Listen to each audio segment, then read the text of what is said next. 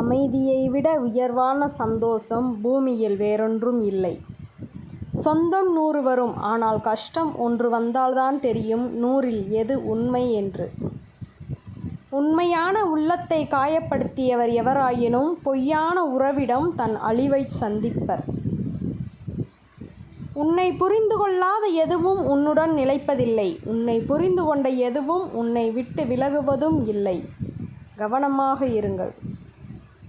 வாழ்க்கை வேடிக்கையானது. ஒன்றுமில்லாமல் வருகிறார்கள், எல்லாவற்றுக்கும் போராடுகிறார்கள், எதுவும் இல்லாமல் போகிறார்கள்.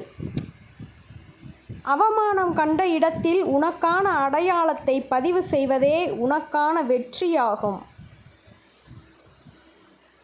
யோசித்து ஒரு செயலை தொடங்கும்போது செவிடாய் மாறிவிடுங்கள். ஏனெனில் முதலில் உற்சாகமான சொற்களை விட கேலி சொற்கள் தான் அதிகம் இருக்கும். யாரையும் நம்பாதே. இந்த உலகத்தில் தேவையில்லாமல் யாரும் பழக மாட்டார்கள்.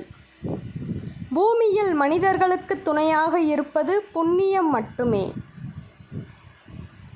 ஏமாற்றம் என்பது வேறு ஒன்றும் இல்லை. இனி அடுத்தவரிடம் எச்சரிக்கையாக பழக ஒரு அலாரம்.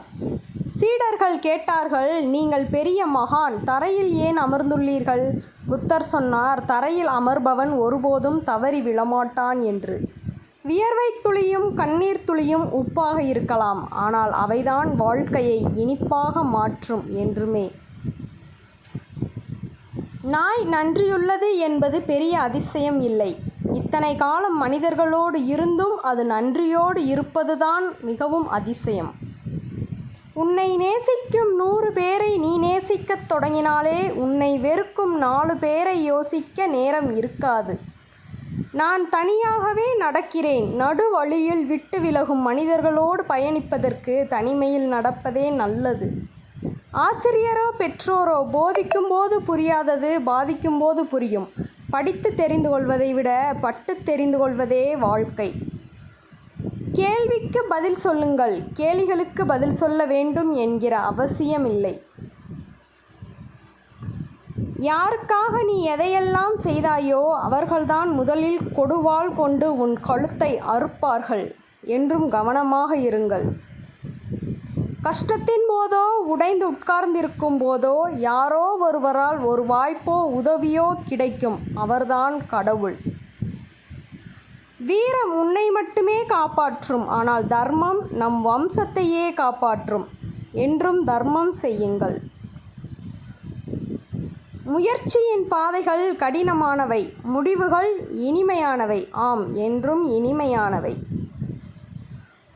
சிலவற்றை மனைவியிடமும் சிலவற்றை மகனிடமும் சிலவற்றை நண்பர்களிடமும் சொல்லலாம். ஆனால் எல்லாவற்றையும் எல்லாரிடமும் சொல்லிக் கொண்டிருக்க கூடாது. உங்களுக்கு புன்னகை தேவை என்பதை அறிந்து அதை உங்களில் உண்டாக்குபவரே மனிதர்களில் அழகானவர். எண்ணத்தை பொறுத்தே செயல் அமைகிறது. ஒவ்வொரு மனிதருக்கும் அவர் எண்ணியதுதான் கிடைக்கிறது. நல்லதே எண்ணுங்கள். அறிவாளிகள் உருவாவது அறிவால் அல்ல, நல்ல சிந்தனைகளால். ஏதோ ஒன்றை இழப்பதன் மூலம் ஏதோ ஒன்றை பெறப்போகிறோம் என்ற சமாதானம் அடையும் மனதில் இழப்பு இலகுவாகி நம்பிக்கை துளிர்விட ஆரம்பிக்கிறது. உடல் நோயற்று இருப்பது முதல் இன்பம், மனம் கவலையற்று இருப்பது 2வது இன்பம், பிற உயிர்களுக்கு உதவியாக இருப்பது 3வது இன்பம். உன்னை செதுக்க நீ புத்தனாக இருக்கக்கூட அவசியம் இல்லை. மனதில் சில வழிகள் இருந்தாலே போதும், நீயே புத்தனாக மாறிவிடுவாய். பொறாமையில் யாரையும் வீழ்த்த நினைத்தால் நீதான் நிம்மதியிழந்து தவிப்பாய். வாழ்க்கையில் ஜெயிக்க வேண்டுமென்றால் முதலில் உன்னை இழிவாக நினைப்பவர்களையும் உன்னிடம் என்றுமே குறை காண்பவர்களையும் உன் வாழ்க்கையில் இருந்து ஒதுக்கிவிடு. உன் உழைப்பு உன் கௌரவத்தை வளர்க்கிறது. உன் கௌரவம் உன்னை வளர்க்கிறது.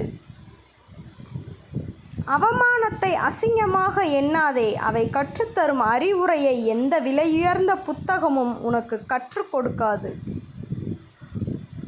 வாழ்க்கையில் நமக்கு ஏற்படும் கசப்பான சம்பவங்கள் தான் நமக்கு நல்ல பாடங்களையும் நல்ல அறிவுரைகளையும் வழங்கிவிட்டு செல்லும்.